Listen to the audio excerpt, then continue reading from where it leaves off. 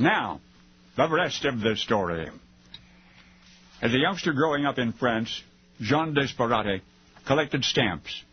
Many hours he spent gazing wide-eyed into the display case of the local stamp dealer, admiring one stamp in particular, a French colonial stamp which he could not afford, so John saved his lunch money, one centime at a time, and eventually excitedly returned to the stamp dealer to purchase his coveted French colonial stamp.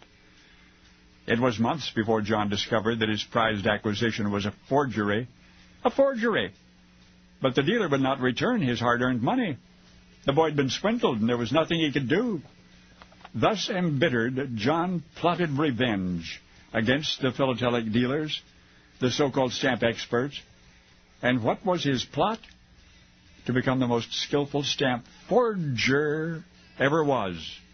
Now, flash forward to 1942. John's grown up. Now John has apparently sent 18 rare stamps by mail from his home in France to well-known philatelists in Lisbon, Portugal. But remember, this was wartime. Postal censors were particularly cautious.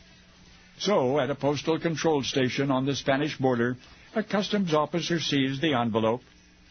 Appraisers determined that the enclosed stamps were indeed genuine. So John was arrested and charged with illegally exporting capital in the form of rare postage stamps. In court, accordingly, the prosecuting attorney characterized the defendant as a smuggler of valuable collector's items. So, John took the stand. He was not guilty, he told the judge. The allegedly valuable stamps were worth nothing. In fact, John had made them himself in his own home, he said. Well, the judge smiled, and the prosecutor shrugged, and the case was postponed until the experts weighed in, and the stamps in question were subjected to chemical tests and spectroscopes and microscopes, and eventually one of the most distinguished philatelists in all of France submitted a lengthy evaluation to the court. And his conclusion: the dimensions, the colors, the papers, the adhesives, the watermarks were utterly authentic. Not only were the stamps real, but there was no way anyone could have forged them. Well, guess what? John had. With the permission of the court, and in order to save his own skin, he returned to his home laboratory. Shortly thereafter, emerged with 3 more sets of the same 18 stamps. The new forgeries were equally undetectable as such. So John was acquitted of smuggling rare stamps, and the little boy, once cheated out of his lunch money by a philatelic expert, had at least gotten his revenge.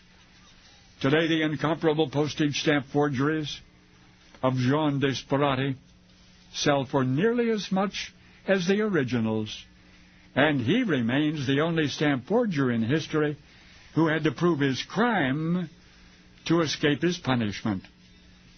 But the greatest tribute to his craftsmanship is his enduring revenge against the philatelists, because the experts, even to this day, gaze at their collections and wonder, because they now, at this moment, are learning the rest of the story.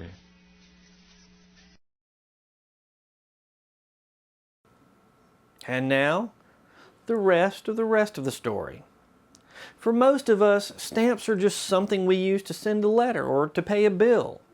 Until I began researching Mr. Harvey's broadcast, I was unaware of the huge sums of money some people will pay for such a tiny item. I was also unaware that it was so profitable for forgers. Well, but then again, if a product has value, there will be forgeries. But now we need to take a little closer look at Jean's story. Giovanni Desperati was born in 1884 in Pistoia, Italy. When he and his family fled to France sometime between 1909 and 1911, he registered under the name Jean Desperati. The family fled to France after an article appeared in a German philatelic journal about a family of stamp forgers based in Italy. They were talking about Jean's family, and news in the philatelic world traveled fast. You see, Jean's older brother, Massimo, owned a photography and postcard shop. Jean's second older brother, Mariano, was a stamp dealer.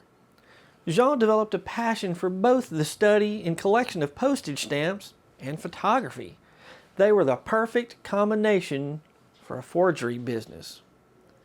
Operating under the cover of Mariano's legitimate stamp business, the Speratis offered rare stamps at huge discounts. With their cover blown, the family fled to France and escaped prosecution and scandal. In France, Jean kept creating stamps. He gained a reputation as a man who could source rare, much sought-after stamps. No one linked Jean back to the family of forgers in Italy. Jean had his own personal collection of 125 of his best forgeries, each of which was guaranteed genuine by at least one expert and sometimes as many as 6 experts. How could Jean's stamps fool some of the world's leading philatelic experts? Stamp collectors have been trying for a century to learn his exact process. But this is how they believe he was able to produce stamps that fooled the experts. He began with a genuine but nearly worthless stamp of the correct period, size, and shape. Using a certain chemical process, he would remove the original design. Postmarks were designed to be tamper-proof, but somehow his solution removed the original image but left the postmark intact. Then, Jean created a new image of the rare stamp. By this process, Jean's forgeries were printed on genuine paper with genuine watermarks and genuine postmarks. Until 1942, Jean got away with it in France. But on February 6, 1942, Jean entered his local post office and tried to mail a fat envelope by registered mail to a man in Portugal. A few days later, policemen went to Jean's house. According to newspaper accounts just before his trial in 1948, one of the policemen said, "We have been sent by the customs. You have attempted to send to Portugal a missive which contained old stamps, very rare specimens worth a small fortune. It is fraudulent exportation of money for which you can be heavily fined." You see, French law permitted the private reproduction of rare stamps if they were sold as imitations. Jean tried to persuade the officers that the stamps had no commercial value and that they were imitations he made himself. He even showed them other stamps that he had created.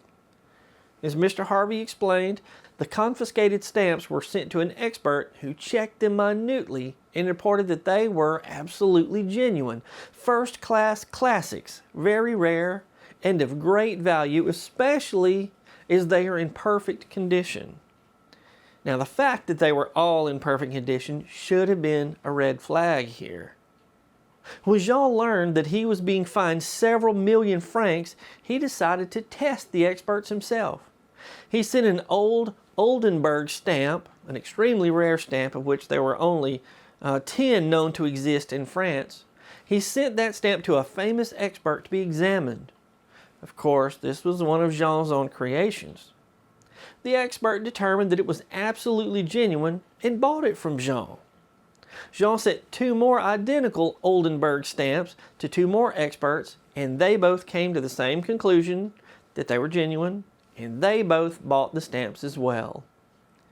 Now, when 3 of only 10 known Oldenburg stamps came into the hands of experts in such a short time, well, it gained a lot of attention.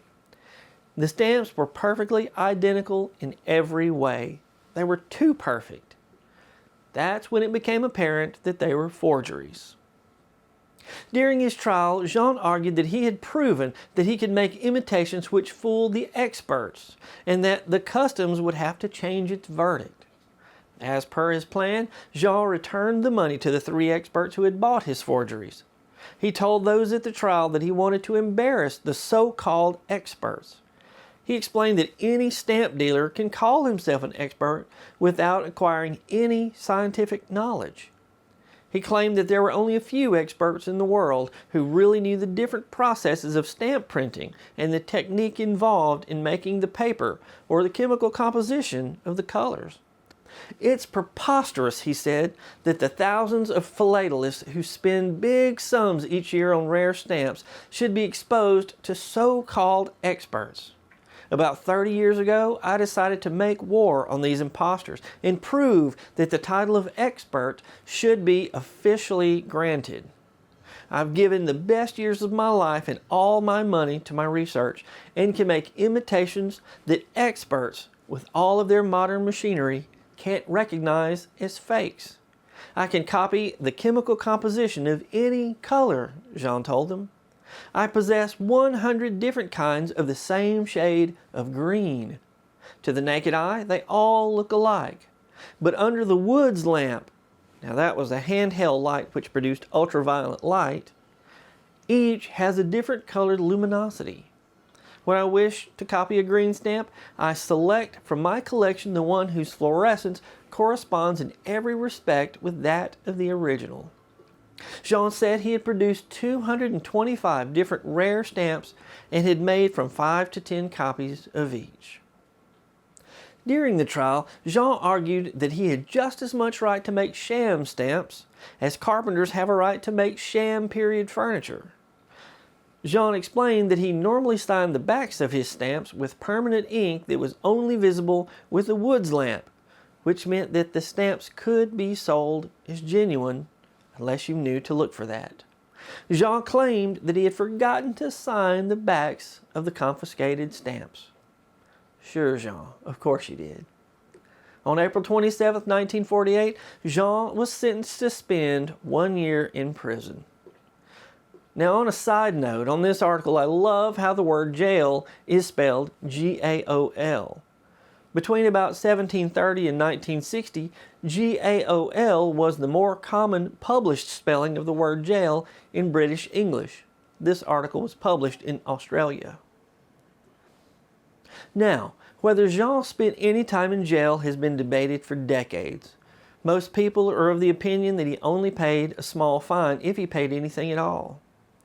Jean continued to produce his copies of rare postage stamps until 1954, when the British Philatelic Association paid him the equivalent of $30,000 for his collection of 600 fakes and all of his printing equipment. That would be over $350,000 in today's money. In 1955, the British Philatelic Association published a book entitled The Work of Jean Desperati to prevent further deception. For decades, Jean's reproductions gave experienced stamp collectors all over the world a great deal of trouble and quite a few headaches. When Jean died on April 27, 1957, stamp collectors finally breathed a sigh of relief, knowing that Jean could not create any more imitation or forged stamps. But no one knows how many of Jean's stamps are still out there being bought and sold while thought to be genuine. I'm Brad Dison. Thanks for watching, and now you know the rest of the story. Oh, wait a minute. If you haven't had a chance yet to check out my book, The Trap, The Untold Story of Sheriff Henderson Jordan in the Final Pursuit of Bonnie and Clyde, give it a try. I'll leave a link to buy a signed copy in the description below. If you have had a chance to read it, leave me a comment. Let me know what you thought about it. And now you know the rest of the story.